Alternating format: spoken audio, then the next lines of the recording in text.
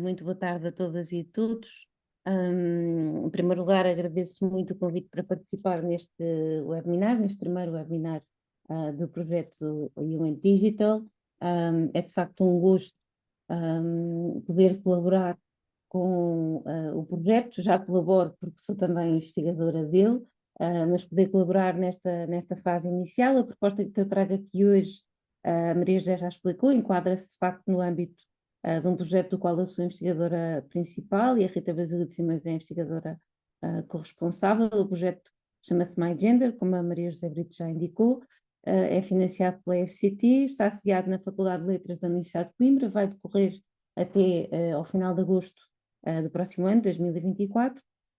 Este projeto é, na verdade, o primeiro estudo em Portugal a investigar como é que jovens em idade adulta, portanto, nós consideramos idade adulta foram dos 18 aos 30 anos, envolvendo aqui dois cohortes, dos 18 aos 24 e dos 25 aos 30, e portanto este estudo é de facto o primeiro a identificar como é que estas pessoas se envolvem, por um lado, com a tecnicidade, por outro, com os próprios imaginários criados pelas aplicações móveis e como é que incorporam a tecnicidade e estes imaginários nas suas práticas cotidianas, negociando e renegociando as suas identidades de género e identidades sexuais. E, portanto, desafiando a investigação que é muito centrada ou nos riscos e nas oportunidades, ou então nos usos e nas gratificações das práticas digitais, o MyGender partiu de um entendimento um pouco diferente, porque vai a uma perspectiva feminista materialista para considerar a tecnologia como produtora de significados, subjetividade e de agência modelados por relações de poder, nomeadamente questões de género.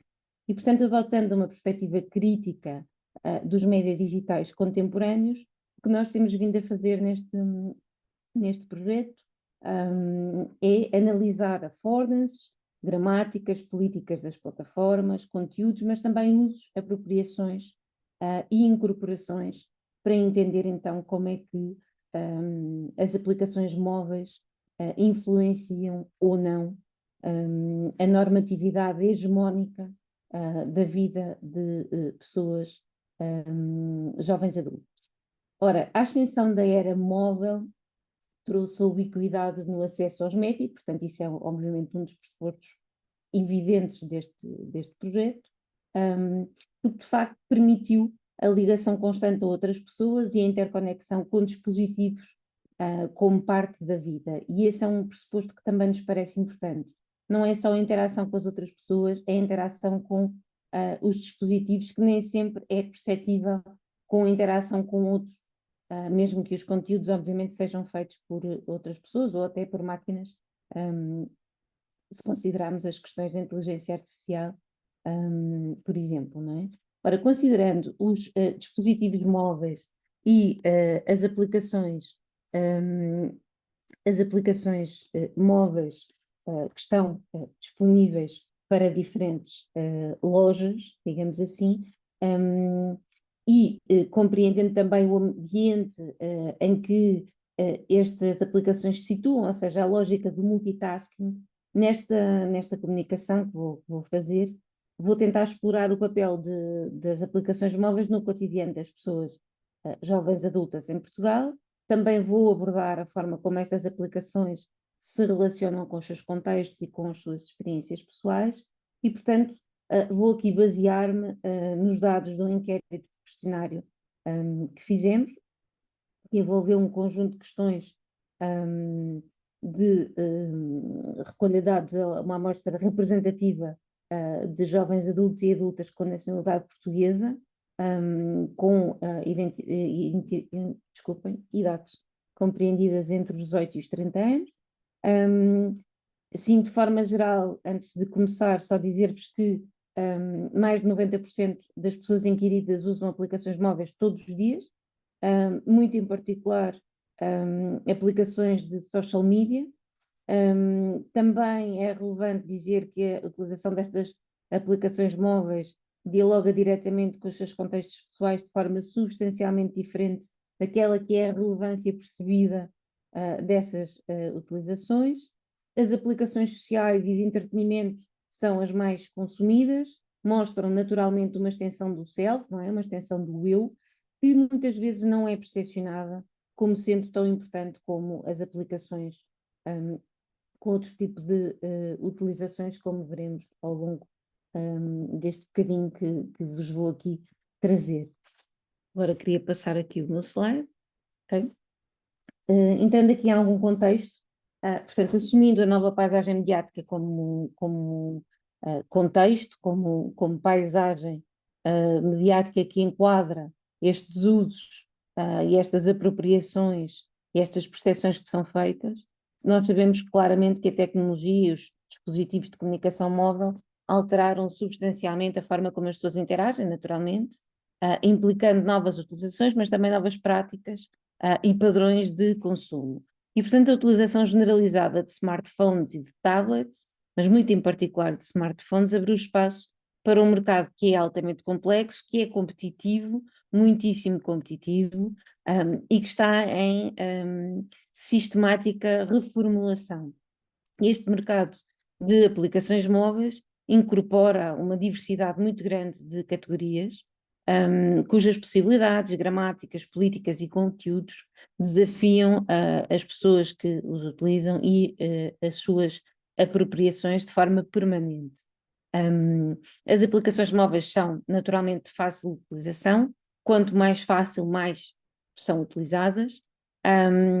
Tornaram-se uma tendência, principalmente também devido não só a estas características, mas à mobilidade, que supera naturalmente aquilo que era tradicionalmente a restrição máxima, primeiro dos computadores pessoais e depois também uma certa restrição dos laptops. Portanto, a lógica mobile, em particular dos telemóveis, é completamente distinta, permite de facto essa extensão da pessoa. Portanto, efetivamente, as tecnologias baseadas nos dispositivos móveis potenciam a convergência entre conteúdos mediáticos, características e funções, affordances, de diferentes plataformas num único dispositivo, não é? Portanto, estes equipamentos, os smartphones e outros dispositivos móveis, realizam multitarefas, é uma das coisas muito distintas, não é? E permitem que as pessoas também façam várias atividades em simultâneo, poupando tempo e executando tarefas que anteriormente precisavam de fazer através de diferentes tipos de dispositivos, não é? Por exemplo, as pessoas podem ir fazer uma caminhada, ouvir música e responder a e-mails ao mesmo tempo. Portanto, estão a fazer uma atividade física e estão a fazer duas atividades no telemóvel, que anteriormente precisariam de dois dispositivos à partida para o fazer. De acordo com o relatório do Statista, no terceiro trimestre de 2021, 27,6 mil milhões de aplicações foram descarregadas do Google Play para Android, ou da Google Play para Android, e 8,1 mil milhões de aplicações foram descarregadas da Apple Store para o iOS. Naturalmente que muito mais para Android, porque há muito mais Androids do que iPhones no mundo, mas este número é muito substancial, sobretudo se olharmos para o mesmo relatório, para os números de 2020 e para a indicação de que os utilizadores descarregaram 218 mil milhões de aplicações. No entanto, também com esta lógica que eu referi há pouco, de uma certa inconstância e de uma permanente mutação, verificou-se um registro altamente volátil no mercado de aplicações móveis e registra-se essa lógica volátil do mercado, e isto leva a retenções e, portanto, precisamente em 2020, de acordo com este mesmo relatório, há baixas taxas de retenção de aplicações em 30 dias da instalação, ou seja, apenas 6,48% das aplicações que foram instaladas permaneceram mais de 30 dias nos telemóveis no ano de 2020. Ora, o envolvimento com as aplicações varia também consoante as suas funcionalidades, mas as plataformas sociais e de comunicação são as mais usadas a nível global, mostram na prática todos os relatórios, não vi ainda nenhum estudo que mostrasse o contrário. Em Portugal, As apps mais usadas, as categorias mais usadas são as redes sociais. Nós neste projeto estamos a incluir a expressão social media para usar aplicações de rede social e de social media também. E, portanto, os dados em Portugal mostram 96,2% de utilização de redes sociais, o que é uma brutalidade. De chat, 95,8%. Aqui em chat estão incluídos chats integrados noutras plataformas, mas com aplicação própria. Por exemplo, o Messenger faz parte do Facebook, mas que tem uma aplicação própria. Ou o Messenger, ou, desculpem, ou o WhatsApp, por exemplo, ou o Telegram, ou o Discord. Portanto, são aplicações específicas de chat. E aqui no chat, 95,8%. De entretenimento e vídeo, as apps mais usadas correspondem a 86,4%. Os mapas vêm a seguir. Depois há uma quebra drástica para as compras, 66,7%. Música, 55,9%. Jogos, 51%. Serviços ligados às finanças, 37,4%. Saúde, fitness e nutrição, 24,3%, encontros e amizade, 6,2%. Só dar uma nota, não trago isso nesta tarde, mas só dar uma nota para o seguinte. Uma das coisas que percebemos também nos diferentes estudos que fomos fazendo no âmbito deste projeto, portanto, nós agora estamos na fase de análise e de escrita dos resultados, já fizemos todos os estudos, percebemos que as aplicações de social media são usadas para imensa coisa, muito em particular também, não só para amizade, como também para encontros, seja para estabelecer relações românticas, seja para estabelecer única e exclusivamente relações íntimas de caráter sexual. Portanto, este dado que aqui está, das apps mais usadas em Portugal, de encontros e amizade, serem de 6,2, não corresponde diretamente aos dados que nós no projeto depois percebemos, tanto quantitativamente quanto qualitativamente. Um outro aspecto que também parece interessante é que em 2021 84,2% da população tinha acesso à internet, 76,6% tinha acesso às redes sociais, portanto, a taxa de penetração da internet no país é de facto elevada, está em linha com os números da União Europeia, e um aspecto diferenciador no caso português, e isto de acordo com outro estudo que é do Data Reportal, que é também de 2021, tem a ver com a questão das ligações móveis. Portugal é dos países da Europa com mais telemóveis, não é? Por habitante, e no início de 2021 existiam 15,80 milhões de ligações móveis, portanto, de números móveis, não corresponde a telemóveis diferentes, mas números diferentes, cartões diferentes, portanto, uma pessoa pode ter mais do que um SIM no seu telemóvel, como sabem, e isto corresponde a 155,1% da totalidade da população, o que é muitíssimo, não é? Portanto, em termos de números, queria só dar-vos este panorama. Ora, as aplicações são frequentemente multimodais e multitarefa, operando através de plataformas, promovendo experiências dinâmicas e ativas. A integração na vida cotidiana também se centra na ideia de realizar atividades em tempo real e em movimento, como eu referi há pouco, o que promove a mudança e a facilitação de comportamentos, mas também a adaptação a novas rotinas, alavancando também as aplicações como aquilo que nós podemos definir, e vários autores têm vindo a fazê-lo, definir as aplicações móveis como tecnologias persuasivas, né, que têm a capacidade de persuadir as pessoas. Os meios digitais e as tecnologias baseadas em dispositivos móveis, naturalmente que mudaram a forma como as pessoas mais jovens interagem em diferentes esferas das suas experiências cotidianas. Aliás, alteraram a forma como todas as pessoas que usam estas aplicações e estes dispositivos interagem nas diferentes esferas das suas vidas. No caso das gerações mais novas, há também que ter em conta a centralidade dos meios digitais nas suas vidas, não é? Ou seja, estamos a falar de gerações que nasceram com o digital, não conhecem a vida analógica. E é interessante olhar para isto e ver que às vezes conhecem a vida analógica através do digital, não é? Seja a nostalgia, por exemplo, e o vintage, que são frequentemente tendências nos últimos 10 anos, ou têm vindo a ser tendências nos últimos 10 anos, são consumidos através do digital, não é? E portanto isso tem um caráter que eu diria que é interessante, tal como, por exemplo, olhar para as séries mais vistas, por exemplo, agora na HBO, mas também no Netflix.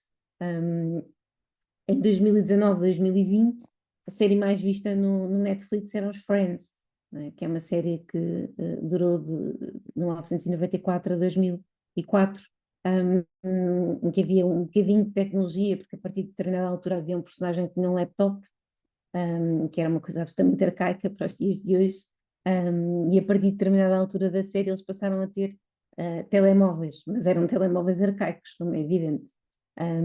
A série continua a ser mais vista, não estou a falar em Portugal, estou a falar no mundo, continua a ser a mais vista agora na HBO, desde 2021, na HBO. Ora, a forma como as pessoas utilizam os meios de comunicação digital, como se envolvem com estes meios de comunicação, como participam cívica e politicamente, tem sido uma questão constante a partir do surgimento dos novos médias, não é? Portanto, a literatura científica tem procurado debruçar-se sobre isto. E a utilização absolutamente massiva das aplicações, de diferentes tipos de categorias de aplicações móveis, desde as plataformas sociais, a encontros, a jogos, aplicações de saúde, de fitness, de self-tracking, por exemplo. Enfim, toda esta utilização sugere que as pessoas estão a passar muito mais tempo a utilizar aplicações para se ligarem a outras pessoas, para se reconhecerem a si próprias, o seu corpo, por exemplo, com o self-tracking. Na verdade, percebemos que estas tecnologias móveis e estas aplicações se tornaram uma parte absolutamente indispensável das suas vidas, sendo de facto, ou assumindo de facto, essa ideia da extensão do self, a extensão do eu, e por conseguinte, a utilização e as diferentes apropriações destas aplicações móveis pelas pessoas. É preciso compreender, não é? Como é que as pessoas fazem isto, como é que utilizam isto, para de facto entendermos se esta utilização e estas apropriações desafiam ou restringem as suas experiências pessoais. E, portanto, a utilização de aplicações móveis por jovens adultos e jovens adultas, já disse isso há pouco, tem sido sobretudo estudada a partir da teoria dos usos e gratificações, ou da abordagem dos riscos e das vantagens, e nesta comunicação, à semelhança do que estamos a fazer no MyGender, vou assumir então a perspectiva crítica sobre os média digitais contemporâneos, baseando na compreensão da tecnologia como produtora de significado, subjetividade e agência, e o objetivo é responder a duas questões de investigação. Como é que as pessoas jovens em idade adulta, com nacionalidade portuguesa, que é o foco do nosso, o recorte do nosso projeto, se envolvem no seu cotidiano com aplicações móveis, e como é que os usos destas aplicações móveis dialogam com os seus contextos pessoais. Ora, olhando para a investigação sobre jovens e meios digitais, é relevante ter em conta que, à medida que o ecossistema dos médias digitais foi evoluindo para um espaço público híbrido, como postulou Manuel Castells, os médias digitais vieram também moldar a participação a vários níveis, não é? As audiências podem, naturalmente, canalizar as suas ideias através de diferentes comportamentos digitais, o que abre caminho, obviamente, a aumentar o envolvimento, que é muito mais individualizado e que os estudos mostram que tem sido muito mais individualizado do que propriamente numa lógica coletiva. E este envolvimento individualizado é muito induzido pelas diferentes possibilidades das tecnologias digitais, e neste sentido há aquilo que podemos chamar uma nova reconfiguração ecológica, ou seja, há novos padrões de consumo dos médias digitais, e portanto há também novas práticas, não é? Ora, como adotantes precoces dos usos multitasking dos médias digitais, das escolhas mediatizadas, para usar as palavras do André Azep, e das práticas de consumo numa lógica de cross-media, as gerações mais novas são claramente diferentes das outras gerações no que diz respeito ao consumo de média digitais. As paisagens tecnológicas e as suas dietas mediáticas têm vindo a mudar rapidamente e vão mudando rapidamente. E, portanto, efetivamente, a sua presença constante em diferentes aplicações e a migração entre diferentes aplicações, os padrões de utilização altamente intensa, como disse, no início 90% das pessoas que nós inquirimos utiliza, mais de 90% utiliza aplicações móveis todos os dias, o que significa naturalmente que utiliza a internet todos os dias, não é? Porque não é possível usar as aplicações móveis sem o acesso à internet. Portanto, estes padrões de utilização intensa, a digitalização das vidas, a forma como se criam novas formas de participação naquilo que o Mark Dose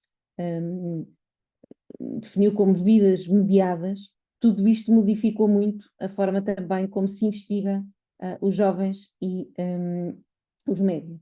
E, portanto, existem linhas de investigação muito bem estabelecidas que olham para a forma como, de facto, as pessoas mais novas usam as tecnologias. No que diz respeito às notícias, há estudos que argumentam que as pessoas mais novas têm falta de interesse nas questões ditas sérias da sociedade e do mundo, bem como falta de motivação para acompanhar esses tópicos. Outros estudos mostram duas tendências muito específicas e críticas. Uma é o chamado consumo acidental ou incidental de notícias nas redes sociais, e o outro é a resistência aos média e a denominada news avoidance, não é? Que eu vou evitar traduzir para não ficar um português estranho. Tendo em conta o atual ecossistema mediático híbrido e multiplataforma, em que temos de facto a ubiquidade dos média, os riscos digitais também são frequentemente referidos, a dependência, o cyberbullying, discurso de ódio, exploração sexual online, estilos de vida inativos, sedentarismo, depressão, suicídio são frequentemente elencados. Outra linha de investigação tem vindo a olhar para os aspectos positivos da utilização dos meios digitais, por exemplo, destaca-se o aumento do ativismo digital, o envolvimento público e cívico, a participação social e política. Nós temos visto, no caso português, muito em particular, aliás, no caso europeu, muito em particular, o ativismo em torno do clima, que tem de facto agregado as gerações mais jovens, e o digital tem sido uma plataforma absolutamente central e algumas aplicações móveis absolutamente centrais para a comunicação destes grupos, seja em termos nacionais, seja em termos internacionais, portanto, entre os diferentes grupos nacionais. Também há investigação que olha para a influência dos pares no envolvimento da vida cívica e política. Outras vertentes de investigação olham, por exemplo, para a imersão dos jovens nos meios digitais. Se, por um lado, há investigação que mostra que as tecnologias potenciam a interação social, também há investigação que mostra o contrário, que favorecem o isolamento e a solidão. E, finalmente, há investigação também sobre as identidades sexuais online, a internet como lugar de intimidade digital. Ora, estas teorias têm em conta normalmente o determinismo tecnológico, e é o determinismo tecnológico que evidentemente condiciona muito a investigação sobre o digital dentro das diferentes gerações, sejam gerações mais novas ou não. Algumas teorias consideram que a interação e a influência mútuas do digital e do offline são relevantes e, portanto, tentam ultrapassar o determinismo tecnológico, mas, por outro lado, também há investigação que mostra um certo grau de distanciamento relacionado entre as duas atividades, as atividades offline e as atividades online.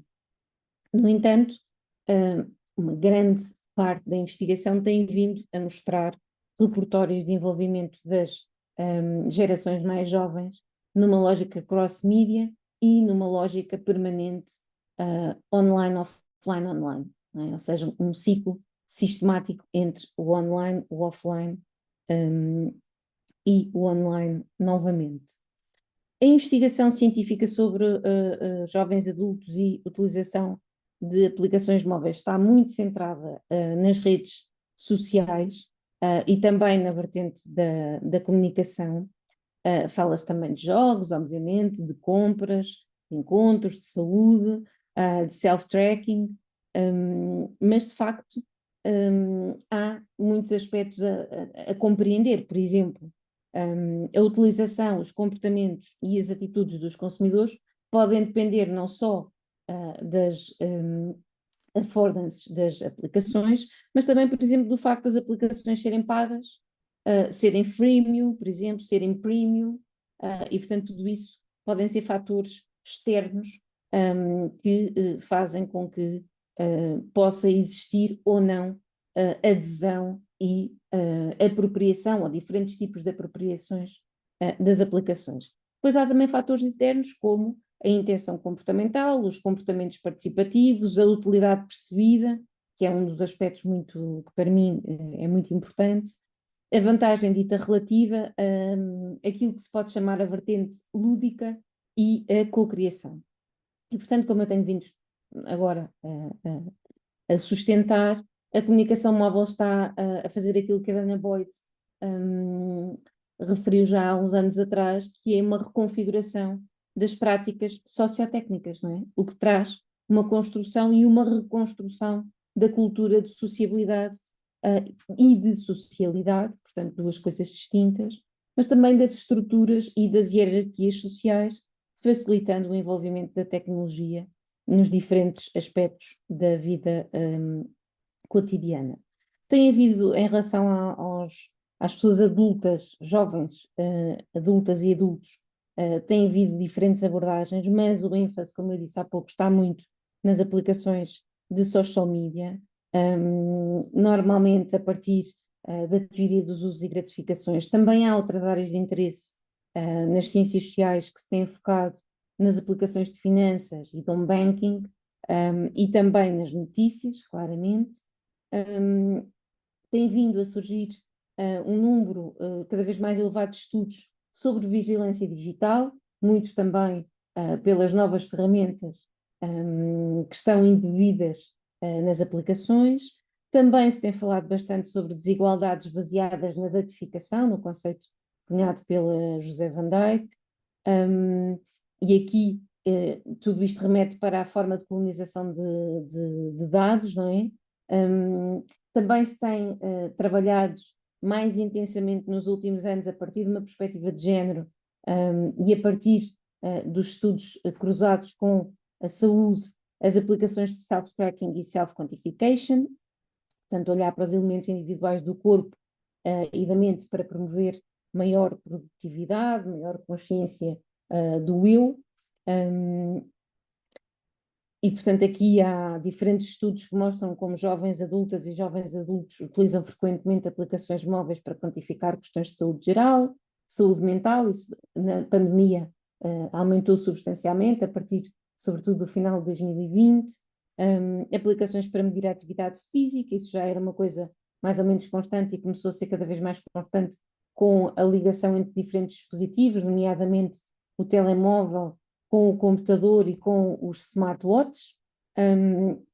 Também aplicações para controlar questões de fertilidade, por exemplo, para registar relações sexuais, para monitorizar os períodos menstruais, para gerir o tempo de ecrã, e hoje a maior parte dos computadores vem com essa configuração nas suas definições.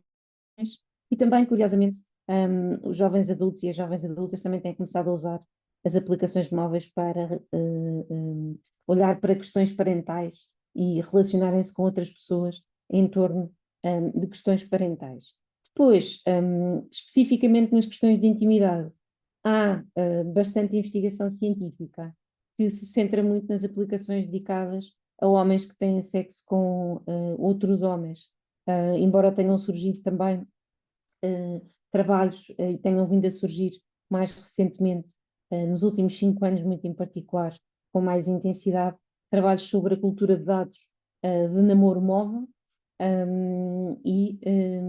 neste contexto, os temas das culturas sexuais digitais e da intimidade digital têm sido abordados também muito em estudos de saúde sobre os riscos dos comportamentos sexuais. Portanto, há estas ideias também relacionadas com os estudos dos namoros mediados, do dating mediado, digitalmente mediado, procurando também perceber como é que os algoritmos recolhem dados das pessoas e procuram criar hábitos e rotinas para criar os famosos matches, não é, entre as pessoas. E há claramente estudos que se debruçam sobre a intrusão tecnológica, que é cada vez mais declarada na vida cotidiana a partir das aplicações móveis. Em Portugal, os estudos são muito poucos. Os estudos que existem centram-se na utilização de redes sociais, mais recentemente nas questões relacionadas com aplicações e saúde, ou, em concreto, dating, aplicações de dating nos estudos da Rita Sepúlveda e do Jorge Vieira. E, portanto, dada a falta de investigação aprofundada sobre as implicações pessoais dos usos de aplicações móveis entre a população de jovens em idade adulta em Portugal, os dados que vou agora apresentar-vos vêm do MyGender. Portanto, eu há pouco já referi as questões que norteiam o estudo, não o projeto, porque o projeto tem um conjunto alargado de questões, mas que nortearam especificamente este estudo. Eu vou apresentar aqui apenas dados parciais. Este é o estudo quantitativo, portanto, que foi operacionalizado a partir de um inquérito por questionário, a uma amostra representativa de jovens adultos, de 1.500 pessoas entre os 18 e os 30 anos. Selecionámos utilizadores de aplicações móveis, portanto era uma questão que eliminaria as pessoas de continuarem o questionário.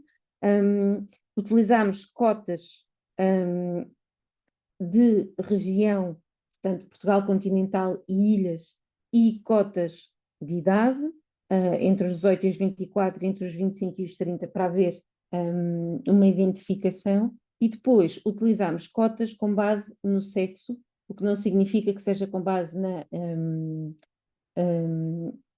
questão concreta e específica da identidade de género, embora tenhamos percebido que a nossa amostra é claramente binária, portanto apenas 14 pessoas se identificaram como não binárias e uma preferiu não responder.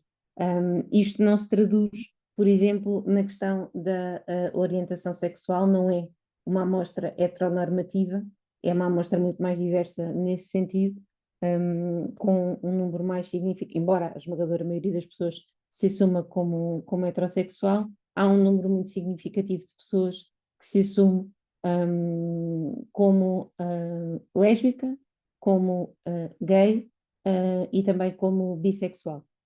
Portanto, o número altera aí. Em termos de habilitações literárias, 53,1% dos inquiridos têm formação superior, como podem ver aqui na tabela no slide. Isto não é muito diferente dos dados que nos mostram oficialmente, não é? Portanto, dos dados oficiais sobre as habilitações literárias. O que pode ser mais interessante é olhar, por exemplo, para aquilo que tendencialmente tem vindo a ser apresentado como as gerações nem, não é? Que nem estudam nem trabalham. E os nossos dados não mostram isso. Primeiro, mostram um aspecto interessante, é que metade da amostra, em concreto 50,60% da amostra, está a trabalhar por conta de outrem. 8,67% trabalha por conta própria e 2,40% é freelancer. O que significa que só 28,33% é que são estudantes. Portanto, a esmagadora maioria da amostra não é composta por estudantes. E também é interessante ver que, ao contrário da ideia que se tem geralmente, que a esmagadora maioria das pessoas nesta idade ainda é solteira, 23,27% da nossa amostra está numa relação com outra pessoa, casada ou não, mas está numa relação com outra pessoa. O nosso questionário estava dividido em 6 partes, queríamos ter uma caracterização demográfica, sociodemográfica das pessoas. Eu não trago aqui, obviamente, todos os dados, porque isso seria um objeto quase de uma hora inteira de discussão. Olhamos para a parte do consumo dos média, para a utilização de aplicações móveis, para as experiências pessoais imediatas e aquilo que chamamos autorrepresentação, para a literacia digital e para a intergeracionalidade. Cruzamos os dados com perguntas sobre os aplicativos móveis, e é mais isso que vos vou mostrar aqui.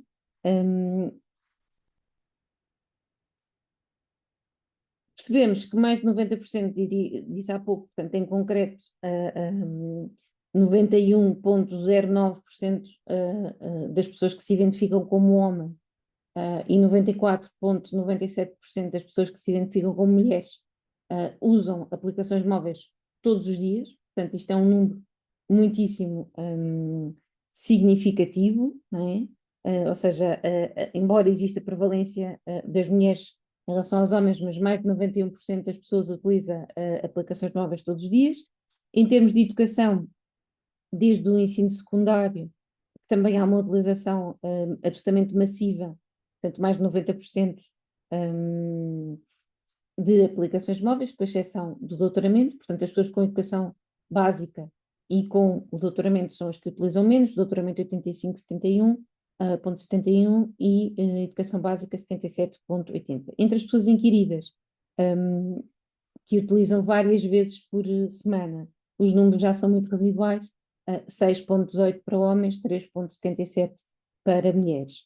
Verificámos uma frequência estatística mais significativa na utilização de aplicações móveis uma vez por semana, entre as pessoas com ensino básico, 6,25%, por oposição às pessoas que têm licenciatura, 0,78%. Entre as pessoas que responderam que nunca usam aplicações móveis,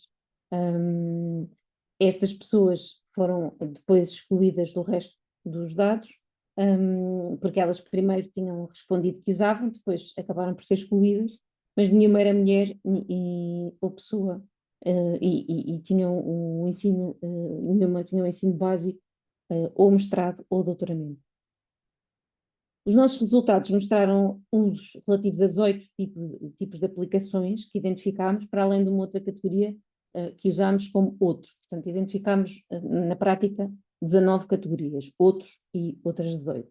Namoro, por exemplo, Tinder, e-mail, Gmail, entretenimento e jogos, muito referido Netflix, saúde, por exemplo, Samsung Health, foi muito referido, fitness, o Six-Pack in 30 Days, também foi muito referido, mapa de navegação, mais referido foi o Google Maps, saúde mental, o Bing, My Mental Health Friend, aplicativos de mensagens, videoconferência, muito referido o WhatsApp, mindfulness e meditação, por exemplo, Headspace, notícias, Google News, curiosamente foi também bastante referido, nutrição, o Yazoo, produtividade, Notion, self-tracking, Google Period Tracker, foi o mais referido, compras, o AliExpress, mídias sociais, o Instagram, transportes, viagens, Uber, claro, serviços públicos, o NordVPN, e dentro da tipologia outros, encontramos diferentes tipos de aplicações que na verdade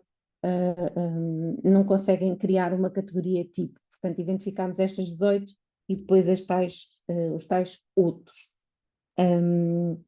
As pessoas inquiridas demonstraram uma preferência substancial por aplicações de redes sociais, de social media. Nós, como disse no princípio, denominamos por social media. Depois percebemos, aliás, que social media está sempre presente em todas as indicações. Nós pedimos às pessoas que indicassem os três tipos de aplicações que usavam mais.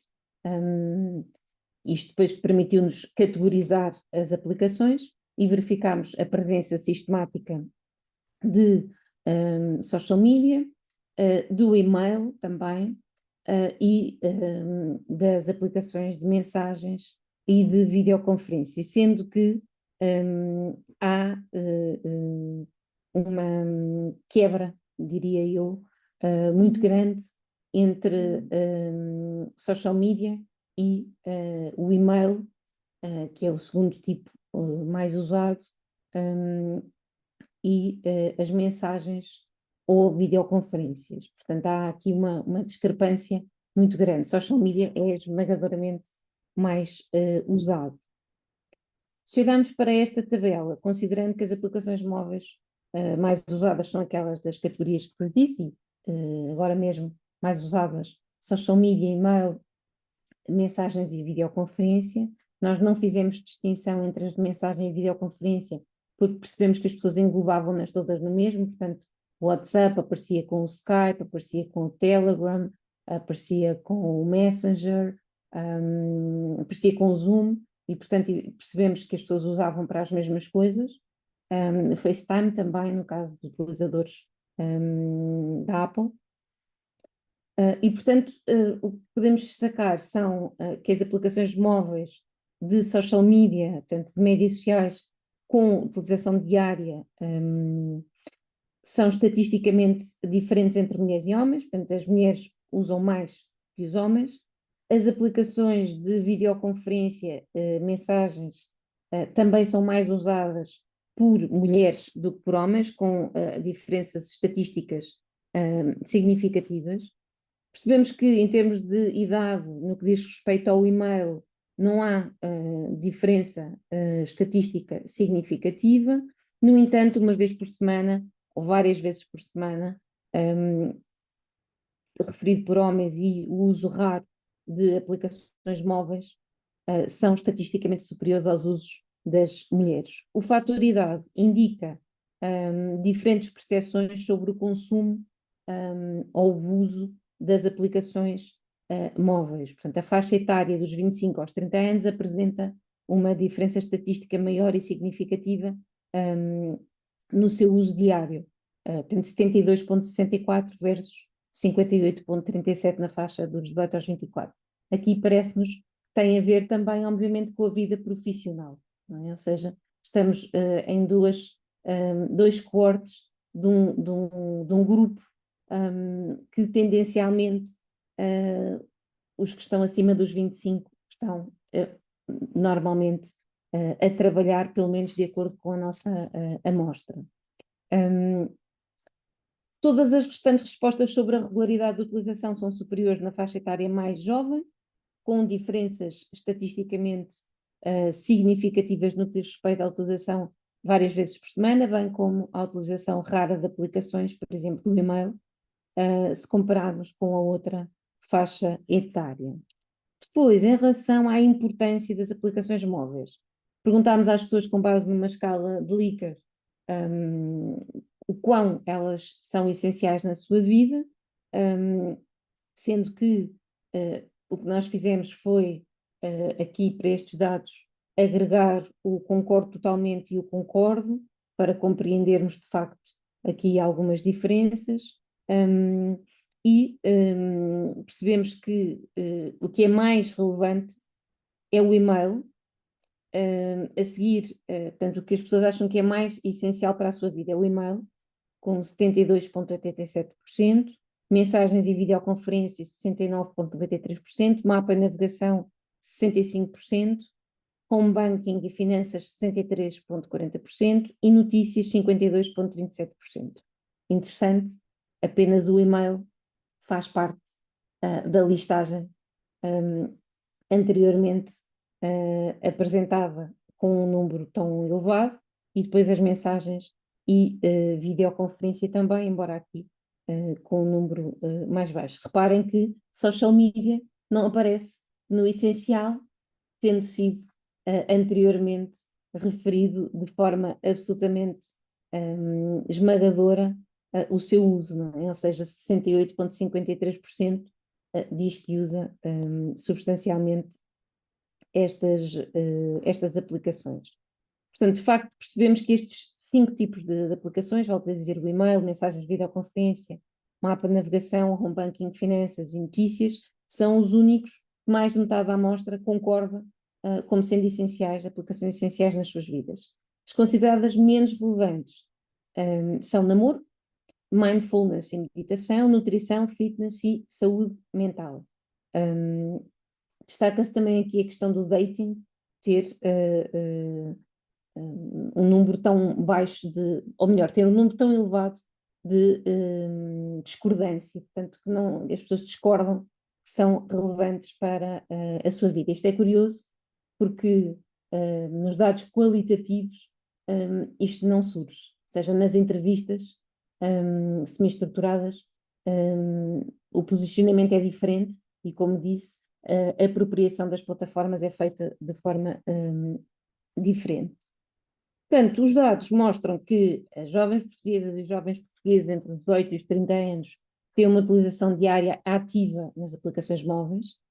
Estes resultados reforçam a ideia de convergência mediática baseada em smartphones, por exemplo, num estudo de 2019 de Deng, que assume que a tecnologia tem um papel absolutamente central na vida das pessoas jovens adultas.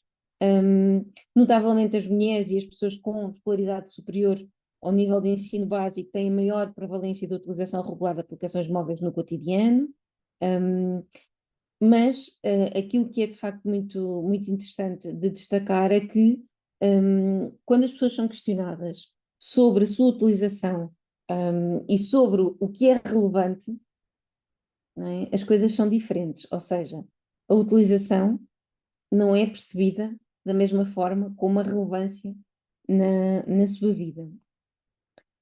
A identificação dos 18 tipos de aplicações e a categoria outros, portanto as 19 categorias, permitiu-nos analisar diferenças na regularidade de uso, de acordo com fatores de género e idade.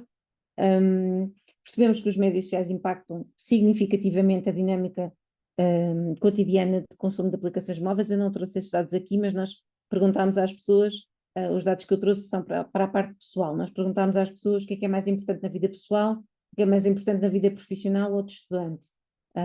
E os médias sociais aparecem sempre. Portanto, não, têm a mesma, não os mesmos números, mas têm a mesma dimensão nas duas esferas da vida.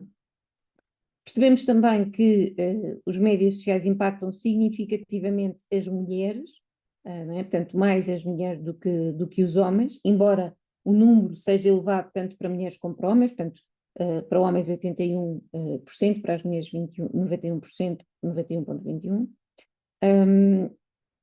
Também percebemos que a única diferença estatística perceptível foi nas pessoas inquiridas entre os 25 e os 30 anos em relação ao uso raro de aplicações de social media, que mesmo assim é residual, é 2,12, isto por comparação com a faixa etária mais jovem, que é de 0,80. Observámos também uma superioridade estatística significativa, muito semelhante no uso diário de aplicações de mensagens de videoconferência, tanto por homens como por mulheres. Estas taxas elevadas podem justificar, obviamente, os diferentes tipos de utilizações que estas aplicações podem ter, tanto na vida pessoal como na vida familiar, dentro da vida pessoal, na vida social, na vida familiar e depois na vida profissional, seja ela no âmbito do emprego ou no âmbito do ensino. Este nosso inquérito foi realizado em outubro de 2021, portanto, no regresso de 2 confinamentos, não é? E no regresso a uma certa normalidade, foi o início ou foi o início, digamos assim, no pós-férias, de uma certa normalidade. Relembro que as máscaras só caíram em 2022, portanto ainda estávamos numa fase de pandemia em que as pessoas tinham ainda bastantes cuidados. Ao identificar estes uso de consumidores, estou aqui a não mostrar os slides todos, ao identificar os usos e consumos dos utilizadores, os nossos dados permitem dar, de facto, um passo em frente na sensibilização para a forma como as jovens portuguesas e os jovens portugueses se envolvem com aplicações móveis nos seus cotidianos. Os resultados mostram que estas pessoas mais jovens, em idade adulta, utilizam as aplicações móveis para diferentes tarefas, portanto, potenciando diferentes experiências nos seus contextos sociais, pessoais, íntimos e profissionais. Verificámos também a interação mútua entre os domínios offline e online. Os resultados mostram também o uso de aplicações móveis por jovens em idade adulta, como dialogando entre o contexto pessoal de forma substancialmente diferente, como eu dizia há pouco, da relevância percebida. Ou seja, se por um lado as aplicações de social media são entendidas como sendo relevantes e sendo as mais usadas, elas não são entendidas como tendo o mesmo grau de importância, e isto pode ter a ver com diferentes aspectos, nomeadamente fatores internos de usos, que são evidentes nos dados e vêm corroborar outros estudos que têm a ver com a utilidade percebida, com a vantagem relativa e com a vertente lúdica, e, por outro lado, os fatores de intenção comportamental e os comportamentos participativos que estão diretamente associados aos valores percebidos que não correspondem ao repertório de envolvimento das pessoas mais jovens em Portugal com as aplicações móveis. A principal conclusão deste com essa ideia da Dana Boyd, que já referi há pouco, da reconfiguração das práticas sociotécnicas e das relações sociais, esta reconfiguração de facto vem remodelar os repertórios de uso, mas não o valor percebido das aplicações usadas. Nós realizamos, como já disse há pouco, uma série de entrevistas semi-estruturadas, 25 para ser concreta, 6 grupos focais, recorremos também a diários, depois temos outro trabalho de campo que tem a ver com a análise das aplicações, mas olhando especificamente para as pessoas que utilizam e olhando para esta dimensão qualitativa, o nosso objetivo foi complementar o primeiro estudo que fizemos, que foi este, o quantitativo, para compreender como diferentes géneros em idade adulta explicam as suas práticas de utilização de aplicações móveis no cotidiano e também que significados atribuem a estas plataformas.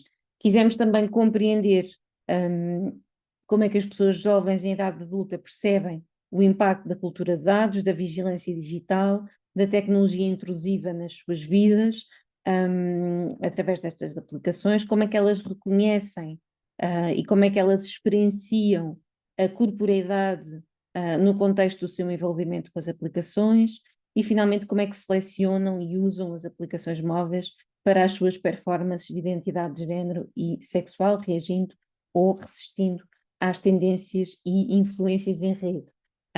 E com base nisto, eu por acaso não pus aqui o link, mas o nosso site é mygender.c.pt.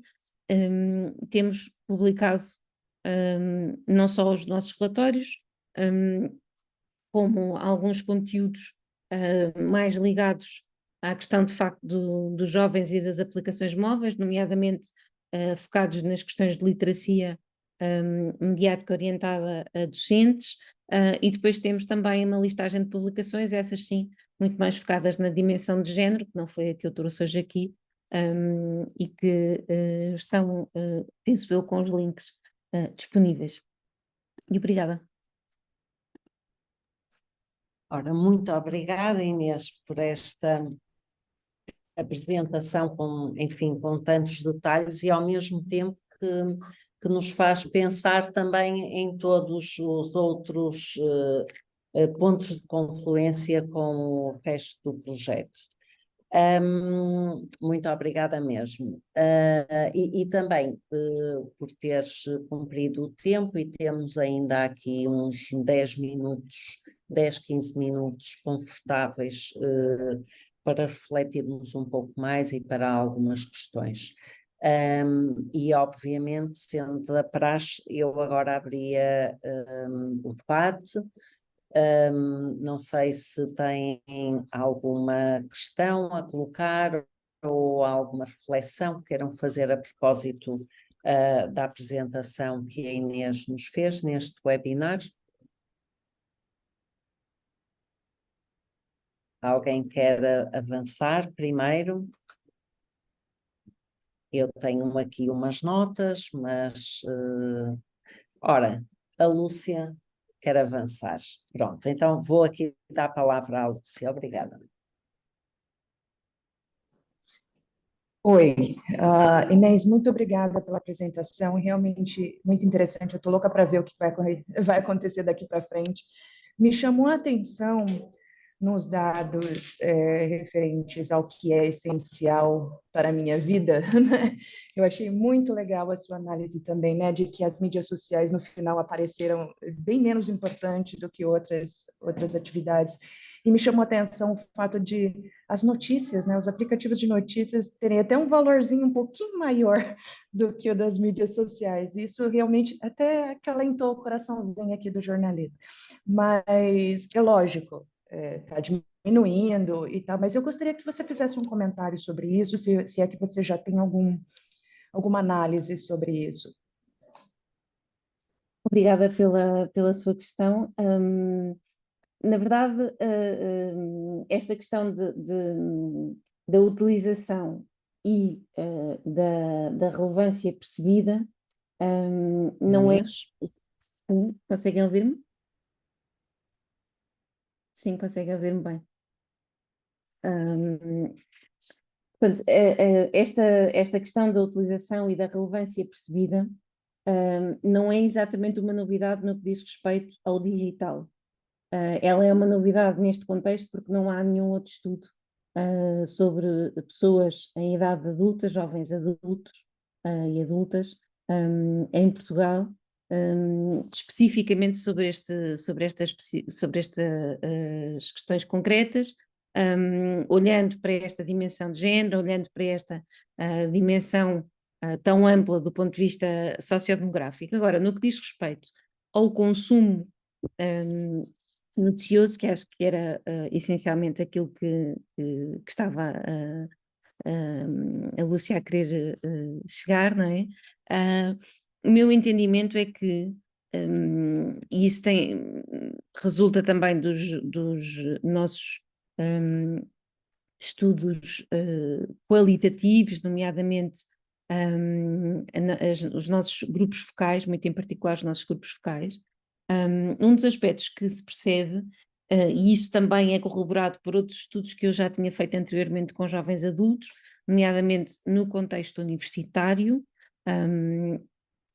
o que eu tinha trabalhado com jovens adultos tinha sido sempre no contexto universitário, que é drasticamente diferente desta amostra, porque esta amostra é representativa e, portanto, não está restrita aos estudantes universitários, têm naturalmente outro background, têm outras exigências, mas aquilo que de facto os estudos têm vindo a mostrar é que os consumos são cross-media e são multiplataforma. E, portanto, existem ferramentas, estão plataformas, aplicações, vou chamar-lhe assim, aplicações para não confundir aqui, existem aplicações que estão a ser apropriadas para inúmeras coisas, até pelos próprios médias. Por exemplo, os jovens estão no TikTok, os principais meios de comunicação à escala mundial estão no TikTok, não é? Criam conteúdos especificamente para o TikTok, para aqueles 15 segundos, para estarem disponíveis ali e para chegarem às pessoas. Isso já estava a acontecer antes, e continua ainda a acontecer com o Instagram, começou a acontecer desde o princípio com o Facebook, vai acontecendo com diferentes ferramentas, vai acontecendo, por exemplo, com ferramentas até fechadas, com aplicações fechadas, com os canais, por exemplo, o WhatsApp inaugurou agora os canais, obviamente para combater os canais do Telegram, muito em particular, embora do Discord também, mas sobretudo do Telegram, e os meios de comunicação também estão aí. Portanto, o acesso aos meios de comunicação não é necessariamente feito a partir de aplicações de meios de comunicação social, não é? Ou seja, não é obrigatório que eu instale a aplicação do Público, ou a aplicação do Expresso, ou a aplicação de outro meio qualquer, do Guardian ou do El País, para ter acesso a esses conteúdos. Por exemplo, a semana passada, os meus alunos apresentavam alguns trabalhos numa unidade curricular de métodos de análise dos média, olhando para diferentes, a partir de uma lógica de género, de uma perspectiva de género, olhando para representações mediáticas, e alguns estudantes decidiram olhar para o Twitter, por exemplo. e para ver como é que os meios de comunicação, e só olharam para meios de comunicação, não é?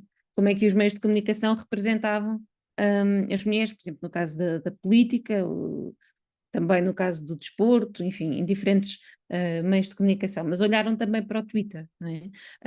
Que é uma das aplicações onde as pessoas consomem muita informação e a partir da qual consomem muita informação. Não significa que a informação venha toda de meios de comunicação oficiais, portanto, às vezes vem de supostos meios de comunicação que não são realmente meios de comunicação e que promovem também desinformação, portanto, é óbvio que isso existe. A desinformação, diria eu, que é neste momento o grande contexto do digital, mas o consumo de notícias não diminuiu no sentido em que as pessoas nestas idades, entre os 18 e os 30 anos, não têm interesse. O que acontece é que elas de facto se transferem para estas aplicações móveis e transferem para os dispositivos móveis, não é? Posso dar 2 exemplos concretos. Esta manhã, por exemplo, tinha uma reunião, tive uma reunião com colegas de outros sítios da Europa a propósito de um projeto relacionado com as gerações mais velhas, e um dos gaps maiores dos diferentes países a participar é o caso português. Enfim, o gap maior entre gerações é o caso português e tem a ver naturalmente com as questões de literacia mediática, mas os usos são diferentes, não significa que os consumos sejam totalmente diferentes. Um outro exemplo que também posso dar, os usos têm-se vindo a modificar muito. Na minha universidade, no Polo 1, portanto no polo principal da Universidade de Coimbra, há apenas um sítio nas diferentes faculdades e nos diferentes departamentos, um sítio onde ainda é possível pagar com dinheiro. De resto, só se pode pagar com cartão multibanco, com cartão da universidade ou com o telemóvel. E a propósito disto, logo, talvez, primeiro mês de aula, no final de uma aula, fui abordada por um aluno que me perguntava se podia fazer uma pergunta, passando aqui a redundância de perguntar se podia perguntar. Queria saber se eu estava disponível para lhe dar uma ajuda pessoal. E a ajuda pessoal era, o aluno é espanhol, de Erasmus, queria saber se levantasse dinheiro no multibanco, se lhe era cobrada uma taxa. Eu expliquei-lhe que não, porque ele estava a levantar euros, não é? E com exceção de determinados multibancos que estão distribuídos não só em Portugal como pela Europa fora, e que efetivamente cobram taxas, seja na mesma moeda, seja noutra moeda, isso não acontece. Mas perguntei-lhe, então, mas ainda não levantou dinheiro? Estávamos em outubro. Ele disse, não, cheguei no fim de agosto, mas ainda não precisei de dinheiro. Portanto, estes usos diferentes, não é? Estes usos completamente diferentes, esta lógica completamente distinta, acontece com as gerações mais novas. Estamos a falar de pessoas que nasceram com tecnologia, não fazem a mais pequena ideia do que é viver sem tecnologia. Portanto, é-lhes impensável não usar a tecnologia. Agora, as formas como usam a tecnologia pode ter diferentes usos. Aquilo que nós colocamos como rótulo, não é? Eu referi à questão do dating. Nós colocamos muito como rótulo as aplicações de dating. As aplicações de dating são muito usadas por homens que fazem sexo com outros homens. São essencialmente usadas nesse contexto. E depois são muito usadas também num outro contexto que penso que não será similar a ninguém que esteja aqui na sala, acho eu, que é celebridades.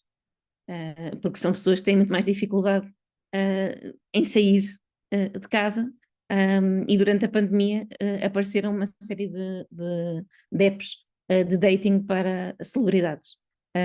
Mas isso são contextos completamente diferentes, não é? De uma forma geral, um aspecto que está aqui a dizer o Pedro Jerónimo, que celebridade sou eu, mas posso garantir que ainda não uso essas aplicações para celebridades, não conseguirei fazer matches, penso eu, com ninguém. Mas, tirando esses usos muito específicos, as questões de dating, por exemplo, são de facto muito frequentes em aplicações como o Instagram. altamente frequentes em aplicações como o Instagram, por exemplo. E depois do Instagram passam para o WhatsApp, e depois passam para outra coisa qualquer, e para o FaceTime, e para outras coisas. Ou seja, as pessoas consomem notícias, mas consomem-nas em diferentes pacotes. Eu também dou uma unidade curricular que agora se chama jornalismo multiplataforma, que antes se chamava jornalismo multimédia, em que os estudantes e as estudantes têm que criar em grupo, cada grupo tem que criar um jornal online e mantê-lo diariamente. Diariamente significa 7 dias por semana, incluindo férias, ao longo do semestre inteiro. E tem a obrigatoriedade de fazer 2 notícias por dia. Portanto, eles têm que ir rodando, têm tarefas, está aqui a Margarida que já fez isso, e portanto sabe, eles têm tarefas, etc. Todos os anos há diferenças muito grandes. Primeiro, os grupos nunca fazem só 2 notícias, fazem sempre mais do que 2 notícias por semana, por dia, aliás, fazem sempre muito mais. E depois, todos os anos vão inovando e aparecendo novas ferramentas. O ano passado, por exemplo, quase todos os grupos estavam no TikTok. Isso não era uma exigência do enunciado, mas quase todos os grupos estavam a produzir conteúdos para o TikTok. E todos os grupos produzem sempre conteúdos para o Instagram, sempre. Isso também não é uma exigência, têm que usar uma plataforma, pode ser a que quiserem, mas o Instagram é sempre usado, e agora, recentemente, o TikTok. Houve uma altura da pandemia, por exemplo, talvez por causa da pandemia, em que se viraram muito para o YouTube, e portanto faziam vídeos mais longos, pegando nas peças da semana, ao fim de semana faziam vídeos mais longos. Estavam muito mais tempo em casa, claro que os backgrounds não eram o nosso estúdio, mas sim as cozinhas e as estantes como a minha e outras coisas, mas portanto faziam coisas distintas, e usam ferramentas distintas. Portanto, eu julgo que existe uma ideia muito errática de que as pessoas mais novas estão absolutamente desligadas do mundo. Isso não é necessariamente verdade. Elas não estão desligadas do jornalismo. Se nos disserem, estão desligadas da opinião, provavelmente. Muito provavelmente sim. Muito mais do que as outras gerações. Porque, de facto, os consumos que fazem são consumos mais imediatos. São consumos mais imediatos em aplicações mais imediatas, não é? Portanto, quando eu digo desligadas da opinião, estou a falar de comentadores televisivos ou comentadoras televisivas, ou estou a falar da opinião nos jornais impressos, não é? Estou mais a olhar para essa perspectiva. Mas discordo em absoluto que as pessoas estejam desligadas das notícias, que estas pessoas mais novas estejam desligadas das notícias. Depois, por outro lado, há um outro aspecto que me parece também importante, que é quando se olha para as pessoas mais novas, entre os 18 e os 30 anos, claramente que há aqui esta divisão dos 18, 24, 25, 30, estamos a olhar, e a nossa amostra mostra isso mesmo, não é? Estamos a olhar para uma esmagadora maioria de pessoas que trabalha, que já trabalha. E, portanto, esta ideia de que estas pessoas trabalham, e quando eu digo que trabalham é de facto um número bastante significativo de pessoas que trabalham, há 10% da amostra que está desempregada e 28,33% que é estudante. Todas as outras pessoas trabalham. E, portanto, há, obviamente, uma ligação maior, e dentro dessas pessoas há também pessoas que são pais e que são mães. Não é? Portanto, tem que haver uma ligação destas pessoas ao mundo. As ligações são distintas. Não é? Mas isso tem a ver também com a evolução do digital e com esta mudança de paradigma. Por exemplo, a semana passada fui ao médico, num local privado, e quando ia pagar, peguei no meu cartão multibanco e disseram: não, agora não aceitamos nem cartão multibanco nem dinheiro, tenho que pagar a partir da aplicação, se não tiver aplicação, enviamos-lhe um SMS com a referência multibanco para pagar. Na prática, quando olhei à minha volta, eu seria a pessoa mais nova da sala. Portanto, aquelas pessoas pagam todas através da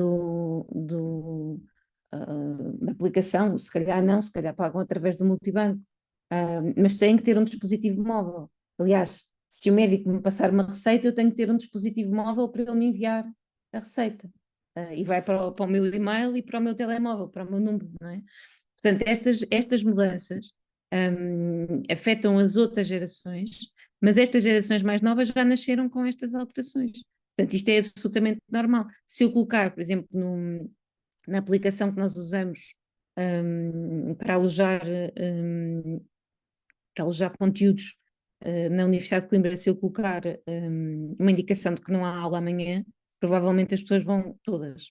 Mas se eu enviar uma notificação que elas vão receber no e-mail através do telemóvel a dizer amanhã não há aula, elas não vão. Não vai ninguém, tenho a certeza. Porque mesmo que os outros não vejam todos o e-mail, alguém vai pôr no grupo da turma do WhatsApp e, portanto, as pessoas não vão garantidamente. Isso acontece-nos, por exemplo, com uma coisa que é curiosa, mas também não há como inverter isto. Quando nós lançamos as notas, elas vão automaticamente por mensagem para os estudantes por telemóvel. Então, quando nós lançamos as notas de mestrado, temos que o fazer com a pessoa fora da sala, não é? Portanto, colocamos tudo no computador, no sistema, fazemos a ata, preenchemos tudo, e fazemos lacrar a nota. E depois é que entregamos o papel assinado, ou então digitalmente assinado. E quando chamamos a pessoa, o estudante ou a estudante, ela já sabe a nota, porque já recebeu no seu telemóvel a nota, por exemplo. Portanto, é tudo muito, muito mais intuitivo. Agora, se estão completamente afastados das notícias, não me parece. Como professora de jornalismo, acho que existe uma outra questão, talvez seja mais, ou duas outras questões mais complexas. Uma, a dimensão de aprofundamento da informação, porque na maior parte das vezes os acessos são a coisas muito curtas, coisas que aparecem no Twitter que eles nem clicam, portanto leram o título e ficaram a saber a partir dali, ou um vídeo que viram no TikTok, ou uma coisa assim do género, e portanto são coisas muito curtas. E depois um outro universo muito problemático, que é o da desinformação. E esse universo problemático da desinformação, eu acho que ele enfim, na verdade ele atravessa todas as gerações, e não tem a ver com as pessoas serem mais ou menos informadas, ou terem mais ou menos formação, como vários estudos têm vindo a mostrar. Portanto, a viralidade da desinformação não tem necessariamente a ver com o background sociocultural das pessoas. Tendencialmente achamos isso, mas não é necessariamente assim. E isso eventualmente pode ser outra condicionante do acesso à informação. Agora, não deixa de ser curioso, de facto, que nos dados, naquilo que é a relevância, as notícias surjam também nas 5 primeiras categorias. Muito obrigada, Inês. Se calhar eu ia só perguntar se mais alguém tem uma pergunta final. Já estamos agora aqui a caminhar mesmo para o nosso tempo, para o fim do nosso tempo estipulado. Mas há alguma pergunta final? Eu gostava de fazer uma pergunta. Avance, Margarida, sim.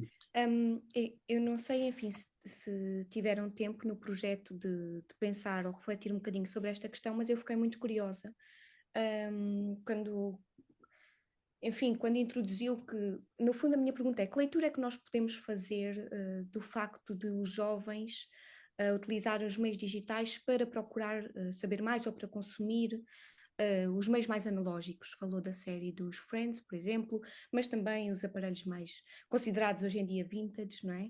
Eu não sei se tiveram tempo para refletir sobre isso, mas gostava de perceber que leitura é que se pode fazer dessa interação, porque parece-me uma nuance muito, muito interessante.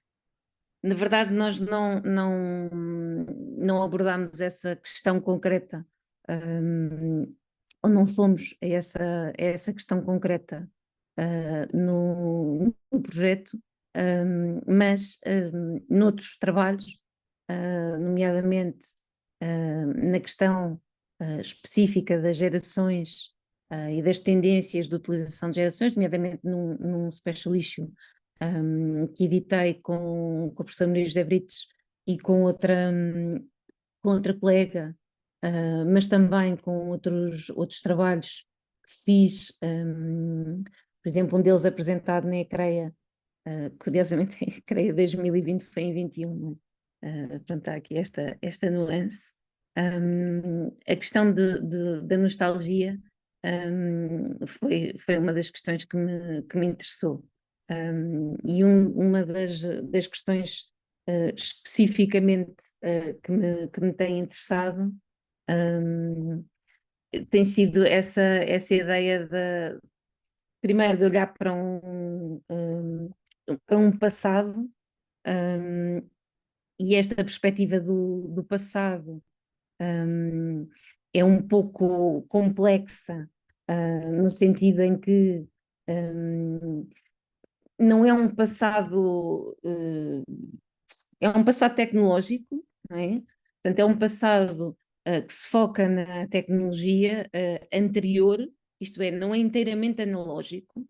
Portanto, é olhar para telemóveis tipo Nokias ou Motorolas tijolo, por exemplo, e houve uma fase de uma recuperação dos telemóveis portanto, deixarem de ser smartphones e serem touch, e a recuperação dos telemóveis com teclas, por exemplo.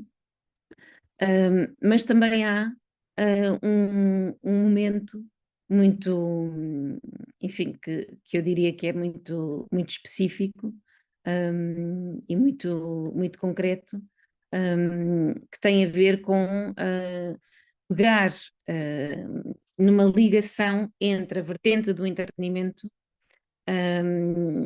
que veio buscar essa nostalgia e essa lógica vintage, e as próprias plataformas de streaming começaram a perceber o que é que funcionava. Por exemplo, a Netflix percebeu isso com Friends primeiro, comprou os direitos acho que em 2015, se não estou enganada, 14 ou 15, e houve um boom brutal, embora os Friends tenham sido transmitidos em mais de 160 países, não é? Portanto, é uma expressão em termos de cultura popular, é uma expressão enorme, é talvez a série, não é talvez, é seguramente a série mais vista sempre nos diferentes países. Essa série tem uma especificidade, que é ter havido muito poucas piadas temporais, tal como muito poucas piadas geográficas, não é? Ou seja, a série é perceptível nos Estados Unidos, é perceptível em Portugal, é perceptível na Índia, é perceptível no Japão, é perceptível no Brasil, é perceptível em qualquer zona do mundo, não é? Ela foi concebida também, mais tarde percebeu-se, aliás, porque ela começou a ser logo objeto de estudo pelo fenómeno que foi, não é? Logo no princípio, no final dos anos 90 já se escrevia sobre a série, portanto, no final dos anos 90 já havia trabalho académico sobre a série, sobre diferentes questões, sobre a cultura de celebridades, porque foi uma criação instantânea de 6 celebridades, não é? Portanto, sobre a cultura de celebridades, sobre a influência da televisão nas gerações mais novas, mas como é que a televisão conseguia, e aquela série em particular conseguia fazer isso, que era agregar diferentes gerações, enfim, uma série de aspectos. Mas há também um outro ponto que eu acho que é importante e que é relevante, e que tem a ver com esta ideia da nostalgia e dos imaginários. E dos imaginários que têm, obviamente, significados culturais, políticos e até estéticos. E eu diria, e eu fiz com uma equipa aqui da Universidade de Coimbra um trabalho para a ECREA, lá está, 20, que foi em 21, sobre o Stranger Things, sobre a série. E o título era Stranger Things, eu estava aqui a ver se conseguia encontrar, Connecting with a Past That Never Was. E na verdade, tal como outras séries, tipo Peaky Blinders, Boardwalk Empire, Mad Men, Downton Abbey, há um conjunto de séries que foram criando imaginários, que foram recriando essa ideia de nostalgia a partir de passados que na verdade não existiram. Em Downton Abbey isso é muito evidente, parece que as mulheres naquela altura tinham todas muitos direitos, não é? Quer dizer, é toda uma outra roupagem. Isto não significa que são séries de entretenimento e, portanto, servem para isso mesmo. Mas há uma criação de uma perspectiva de um tempo que poderia ser melhor do que o tempo que as gerações atuais vivem. não é? Ou seja, aquele tempo em que se podia fazer aquilo, ou aquele tempo que era emocionante por outra coisa qualquer. Não é um acaso que os anos 80 e os anos 90 agora são tão revisitados, e muito em particular os anos 90, não é? E este revisitar dos anos 90 tem muito a ver, claramente a ver, com esta perspectiva de que de facto as pessoas conseguem identificar-se com alguma coisa que ali está. O Stranger Things é um exemplo, é uma mistura de uma série de imaginários que já existiam nos anos 80 e nos anos 90 para criar uma ideia de que os anos 80 foram, ou que criam junto das gerações mais novas, uma ideia de que os anos 80 foram uma coisa que na realidade não foram. Não é? É esta ideia de uma certa nostalgia e de um reavivar de passado que faz com que haja esta influência tão nostálgica nas pessoas agora, nas pessoas das gerações mais novas. Porque depois há outra nostalgia que é de facto a nostalgia de quem viveu aqueles tempos e quer reviver esses tempos. Portanto, na verdade, há, eu diria, dois tipos de nostalgia com base nesses significados culturais, políticos, estéticos, que têm a ver, por um lado, com as gerações que viveram aqueles momentos e que os querem reavivar, sobretudo reavivar com boas memórias, e as gerações que não viveram aqueles momentos, que comparam com os momentos atuais e que querem reviver. Mas essa nostalgia começou também a estar muito presente, não só no entretenimento, como também muito com a pandemia, com este reavivar de séries. E o caso específico da série Friends, que foi, bateu recordes inacreditáveis, sobretudo em 2020, quando ainda estava no Netflix, antes de passar para a HBO, fez uma coisa monstruosa, um número monstruoso, nem sei dizer, mas ultrapassa 1 bilhão de visualizações únicas da série, portanto, de utilizadores únicos, um número enorme à escala mundial. Isso tem a ver com algumas coisas interessantes, mas sobretudo com isso, com uma série que culturalmente marcou variedíssimas gerações, mas que não tem uma influência política daquela época, portanto tem pequeníssimas nuances políticas da época, tem pequenas nuances de outras coisas, mas ao mesmo tempo, se essa série faz com que as pessoas fiquem todas a falar como o Chandler, ou com que as miúdas andassem a cortar o cabelo em 2021 como a Rachel, por exemplo, também faz com que as pessoas perguntem onde é que estão as pessoas negras, onde é que estão as pessoas asiáticas, onde é que estão as pessoas hispânicas, onde é que estão as pessoas gays sem ser o pai transexual do Chandler ou a ex-mulher lésbica do Ross, não é? Ou seja, apesar de haver essa nostalgia, também há esse olhar crítico, e apesar da série ser praticamente inofensiva do ponto de vista das piadas, porque elas de facto não são temporais, há algumas coisas que já não são aceitáveis. Por exemplo, esse receio permanente dos personagens de serem confundidos com personagens gay ou qualquer coisa do género. Portanto, essa reconfiguração sistemática do passado vai acontecendo de diferentes maneiras, não é? Eu diria que o Stranger Things, à sua forma específica, tem revivado mais os anos 80, pelo menos desse estudo que nós fizemos. Também não é um acaso que a Kate Bush tenha saltado em 2020 e 2021 outra vez para os tops, que é uma coisa que à partida nós não teríamos expectativa que voltasse a acontecer. Provavelmente ninguém que tenha trabalhado com ela e que tenha editado nem a própria devem ter pensado nisso, não é? Dessa dimensão outra vez nos tops. Portanto, há esse reavivar da memória, e depois há a criação de outros aspectos que são nessa lógica de cross media e de merchandising, etc. Não é? Por exemplo, voltando ao caso dos Friends, a quantidade de dinheiro que é gerado anualmente, não só no serviço de streaming, Eles têm uma percentagem, os atores têm uma percentagem muito pequena, e cada um, são 6, não é? Apesar de um ter falecido, mas contam 6 pessoas. Essas 6 pessoas recebem cerca de 20 milhões por ano do que passa em streaming. Fora todo o merchandising e tudo aquilo que continua a existir.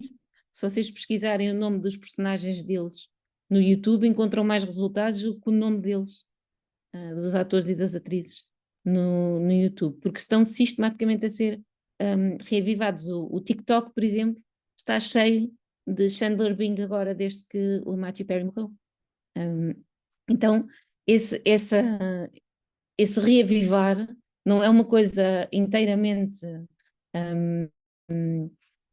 distante daquilo que já poderia ter acontecido antes, mas eu diria que a tecnologia potenciou isso mais e que a pandemia exponenciou isso imenso, não é? Ou seja, a tecnologia fez com que as pessoas quisessem primeiro voltar a outro tipo de telemóveis, portanto, olhar para os telemóveis antigos e querer voltar a eles, fazer algumas coisas deste género. E depois começarem a ter outro tipo de comportamentos que associam àquelas épocas, mas isso não é uma coisa inteiramente nova. Por exemplo, lembro-me nos anos 90, algumas pessoas aqui presentes também se vão lembrar, que usávamos uns cabelos que não eram muito diferentes dos anos 60, por exemplo. Ou seja, e que usávamos umas calças parecidas com os anos 60 e 70 e uns casacos parecidos com os anos 70, portanto, as coisas são mais ou menos cíclicas, essa nostalgia do que está para trás é mais ou menos cíclica. Agora, claro que essa nostalgia com o digital, e aqui digital estou a incluir os serviços de streaming, faz com que algumas coisas sejam muito mais próximas, não é? Porque parece que as pessoas viveram esses momentos porque os estão a viver nas séries. Ora, muito obrigada, Inês.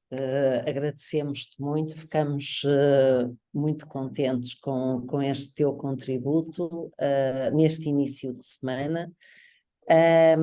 E pronto, iria fechar por aqui. Não sem antes vos chamar a atenção para esta mensagem que a Margarida Maneta colocou aqui no chat.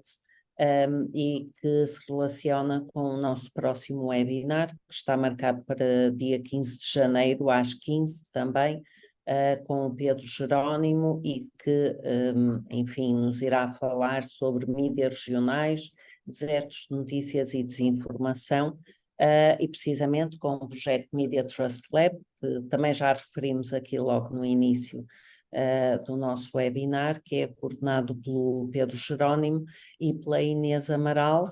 E mais uma vez, Inês, mil obrigadas. Obrigada. Excelente semana, está bem? E Boa pronto. semana para E todas e todos.